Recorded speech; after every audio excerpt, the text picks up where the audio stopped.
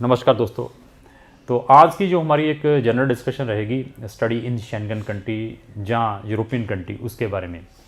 तो स्वीडन का जो मेजर इनटेक था सितंबर वाला वो ऑलरेडी क्लोज हो चुका है।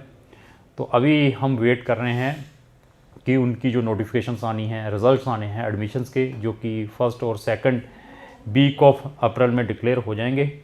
तो उसके अंदर हम बताएंगे कितने लोगों को एडमिशन्स मिले हैं, कितने को नहीं मिले हैं। तो मैं बहुत सारे केस स्टडी भी डालता रहता हूँ अपने चैनल के ऊपर जब भी किसी भी पर्सन को किसी भी टाइप की प्रॉब्लम्स आती हैं। तो ऐसे ही मैंने स्वीडन के बारे में भी डाला था कि स्वीडन में इस वाला जो इनटेक है मेजॉरिटी ऑफ जो एम्बेसी ने है या वहाँ की स्वीडन इमिग्रेशन ने है रिजेक्शंस दी हैं, क्योंकि बहुत सारे गलत एजेंट्स ने गलत डॉक्यूमेंट लगाकर वीज़ा लेने की कोशिश की है। जर्मनी के बारे में मैंने बताया था कि जर्मनी आज की डेट में हर एक बच्चे की इंटरव्यू ले रही है। तो वो क्वेश्चंस पूछती हैं आपको डिफरेंट टाइप के। इवन जर्मनी के भी बच्चों के रिफ्यूज़ल्स लेटर आ रहे हैं। जब वो हमारी वीडियोस देखते हैं तो हमें अप्रोच करते हैं। तो जब भी मेरे पास ऐसा केस आता है तो मैं ज़रूर अपने चैनल के थ्रू आप तक लेकर आता हूँ कि ताकि आप भी अवेयर हो जाएँ अगर आपने ऑलरेडी स्वीडन या जर्मनी में डाला हुआ है। अभी इसी तरीके से मेरे पास अभी स्पेन का एक हफ्ते पहले केस आए हैं कि कुछ एजेंटों ने यहाँ पर वीज़ा अप्लाई किए थे स्पेन के लैंग्वेज प्रोग्राम में स्टूडेंट के। मैंने फिर बताया कि हमें इस इंडस्ट्री में 12 से 13 साल का एक्सपीरियंस है। हमें हर एक कंट्री के टेस्ट के बारे में मालूम है कि कहाँ पर कौन सी कंट्री में आपको अपना स्टूडेंट वीज़ा अप्लाई करना चाहिए।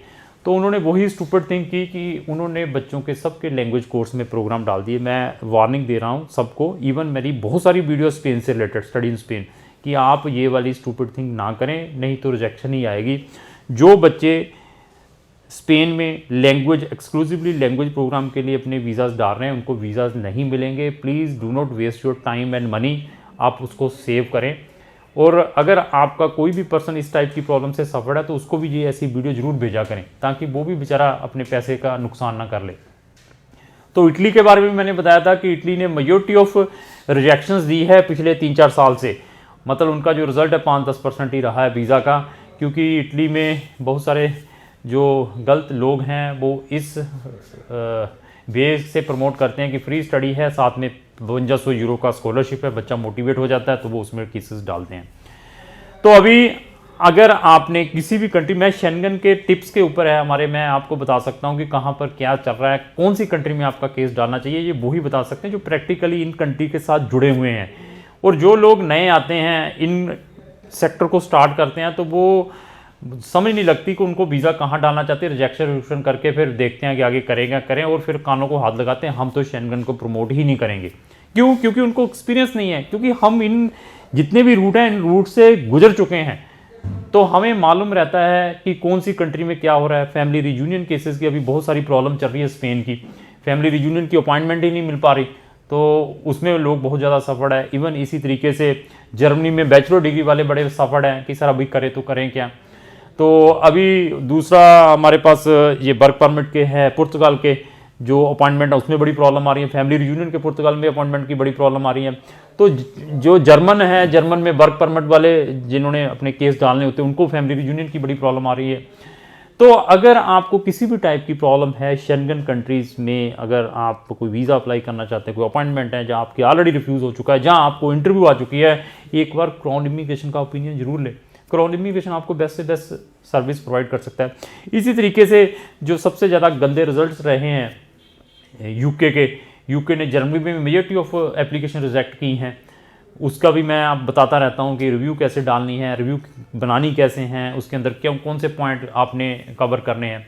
तो अगर आपका अभी डेस्टिनेशन सितंबर जो मेजर इनटेक है शेंगन कंट्री में जाने का, तो आप इमीडिएटली हमें कांटेक्ट करें। चाहे आपने स्पेन में भी जाना है, स्पेन में भी अगर आपकी प्रोफाइल अप्रोप्रिएट है तो आपको मैं कहूँगा कि आपको स्पेन में डालना चाहिए। उसमें क्या चेक करना है स्पेन में वीज़ा, आपके परसेंटेज कैसे हैं, आपके फंड कैसे हैं, आपके पास सोर्स ऑफ इनकम कैसी है, आपकी कम्युनिकेशन स्किल्स कैसी हैं, फिर मैं स्पेन में रिकमेंड करता हूँ कि आपका केस डालना चाहिए। ये नहीं है कि बच्चा आया सिर्फ हम एडमिशन के नाम पे बच्चे से हम 20-50 हज़ार रुपया निकाल लें। We are not interested like that one. तो अगर आपकी डेस्टिनेशन कोई भी शेंगन कंट्री है, अभी लाटविया, लिथुनिया, एस्टोनिया, स्लोवेनिया, ये सारी ये कंट्रीज़ हैं चाहे आप चेक की बात करें, पोलैंड का भी सिचुएशन बताई थी कि पोलैंड में अवॉइड करें, पोलैंड वालों को समझ नहीं लगता किसको रिजेक्ट करना है, किसको वीज़ा देना है। तो अगर आपने किसी भी कंट्री में वीज़ा डालना है तो 10 बारी सोचें। Admission is the different criteria. अभी कुछ गलत लोग क्या करते हैं, सिर्फ एडमिशन के नाम पे ही बच्चों से 15-15, 20-20 हज़ार रुपया ठगते हैं, क्योंकि 3-4 कंट्री बड़ी फेमस हैं, जैसे माल्टा हुआ, माल्टा में बाद एडमिशन कोई दे दे क्योंकि बढ़िया है वहाँ पे। एडमिशन डिफरेंट थिंग है, वीज़ा डिफरेंट थिंग है, आप समझने की कोशिश करें। कुछ कंट्रीज़ में शेंगन में एडमिशन वेरी इंपॉर्टेंट, अगर वहाँ से एडमिशन आ जाता है तो यहाँ पर भी 90-95% वीज़ा हो जाता है। कुछ शेंगन कंट्री जो एडमिशन है विदाउट एनी इंटरव्यू दे देती हैं, कोई इंटरव्यू की रिक्वायरमेंट नहीं है, और बट उनकी यहाँ पर एम्बेसी इंटरव्यू है। और कुछ शेंगन कंट्री का यूनिवर्सिटीज़ की भी इंटरव्यू है और एम्बेसी की भी इंटरव्यू है, और कुछ शेंगन कंट्री की ना तो यूनिवर्सिटी की इंटरव्यू है ना ही एम्बेसी की इंटरव्यू है। मैं आपकी केस देखने के बाद बता सकता हूँ कि केस डालना कहाँ है। वो तभी है कि आपके परसेंटेज क्या है, आपके फंड कैसे हैं, आपका गैप कितना है, आपके पास IELTS है या नहीं है, उसके बाद है। इसी तरीके से फ्रांस के बारे में मैं डिस्कस किया था। लोग फ़ोन करते हैं, मैक्सिमम 45%, 40% नंबर, 50% नंबर है, सर फ्रांस का वीज़ा, वो एजेंट कहता है मैं करवा के दे दूंगा आपका, कि मेरा वहाँ से एडमिशन मैंने फिर बता दिया, वहाँ पर भी हैं, छोटी छोटी दुकानें खुली हुई हैं, मतलब छोटे छोटे कॉलेज हैं, कॉलेज खोले हुए हैं। एडमिशन उनको पैसा चाहिए, उन्होंने तो एडमिशन भेज देना, फीस मंगवा लेनी है। मंगवाने के बाद क्या है, वीज़ा डालना है, कैंपस फ्रांस है, वो इंटरव्यू लेती है, लेने के बाद एम्बेसी ने ऐसे स्टूडेंट्स को वीज़ा नहीं देना जिनकी वीक प्रोफाइल है। समझने की कोशिश करें, पैसा अपना ख़राब मत करें। इसी तरीके से जो स्टूपिड थिंग कर रहे हैं हम जर्मन के अंदर, वहाँ पर ये UK वालों ने आके अपने कैंपस खोले हुए हैं और वहाँ पर भी प्राइवेट यूनिवर्सिटी वाले फीसें मंगा रहे हैं। उसके बाद 2-3 प्राइवेट यूनिवर्सिटी बंद हो गई हैं और प्राइवेट यूनिवर्सिटीज़ में जा रहे हैं इंस्टेड ऑफ वहाँ पर पब्लिक यूनिवर्सिटीज़ में। पब्लिक यूनिवर्सिटीज़ में मैंने बताया कि फ़ीस ही नहीं है, और फीस अगर है भी है वो भी आपने महीने में इंस्टॉलमेंट में देनी है। 2,000 यूरो या 3,000 यूरो आ भी जाती है। प्राइवेट की 7,000 यूरो से लेकर 15-15, 20,000 यूरो की है। समझने की कोशिश करें आपने करना क्या है। शेंगन कंट्री में अगर आपने कहीं पर भी स्टडी करने के लिए जाना है, चाहे आप इनसाइड शेंगन में हैं, कहीं पर भी आपने ट्रांसफ़र लेनी है, क्राउन इमिग्रेशन आपकी हेल्प कर सकता है। वर्ल्ड के किसी भी कॉर्नर पर आप बैठे हुए हैं, आप चाहते हैं कि आप शेंगन में एज ए स्टूडेंट आना चाहते हैं, या वहाँ पे टूरिस्ट वीज़ा लेकर आना चाहते हैं, या वहाँ पे पुर्तगाल के पेपर बनाना चाहते हैं, क्राउन इमिग्रेशन आपकी हेल्प कर सकती है। और हमारी ही अपनी ही प्रेजेंस है, पूरे वर्ल्ड में कोई भी ऐसी कंसल्टेंसी नहीं होगी जिसकी अपनी प्रेजेंस हो शेंगन कंट्री। हमारी प्रेजेंस है अपनी पुर्तगाल के अंदर, तो हम आपको डिफरेंट टाइप की सर्विसेज प्रोवाइड कर सकते हैं। इन केस आपका शेंगन का रिफ्यूज़ भी हो जाता है अगर, तो हमारे पास फिर भी है वे लॉट ऑफ ऑप्शन कि आपका मैं शेंगन का कहाँ पर दोबारा केस डालूं, यहाँ पर जो आपका प्रीवियस रिफ्यूज़ल इफेक्ट ना करे। इवन अगर आपका शेंगन का रिफ्यूज़ हो भी चुका है तो मैं आपको यूरोपियन कंट्रीज़ का वे बता सकता हूँ। यूरोप में भी नहीं अगर आपका वीज़ा हो पा रहा है तो मेरे पास lot of option in other countries, but बाकी नहीं दे पाएंगे वो तो यही ऑस्ट्रेलिया, न्यूजीलैंड, कनाडा बेचो, लग गई सेल वहीं भेजो, चलो साइप्रस। साइप्रस की भी बात बताता हूँ। साइप्रस भी अभी 15-16 तारीख को खुलने वाला है।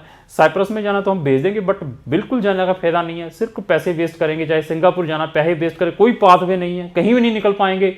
जाना है तो हम भी भेजेंगे, आइए, हमारी फीस भी सबसे कम रहेगी और बताएंगे भी फैक्ट। तो अगर आप इस टाइप की इन्फॉर्मेटिव फैक्ट वाली वीडियोस देखना चाहते हैं तो हमारे चैनल के साथ लगे रहें। हम डेली एक इन्फॉर्मेटिव वीडियोस डालते रहते हैं। मेरे चैनल के ऊपर इस टाइप की बहुत सारी वीडियोस हैं, कम से कम 700 से ज़्यादा है, उनको भी देखना चाहिए। चैनल को ब्राउज करके देखते हैं। लास्ट यही रिक्वेस्ट है कि अगर आपको जो मेरी वीडियो अच्छी लगी उसको लाइक एंड शेयर करना ना भूलें। Thank you.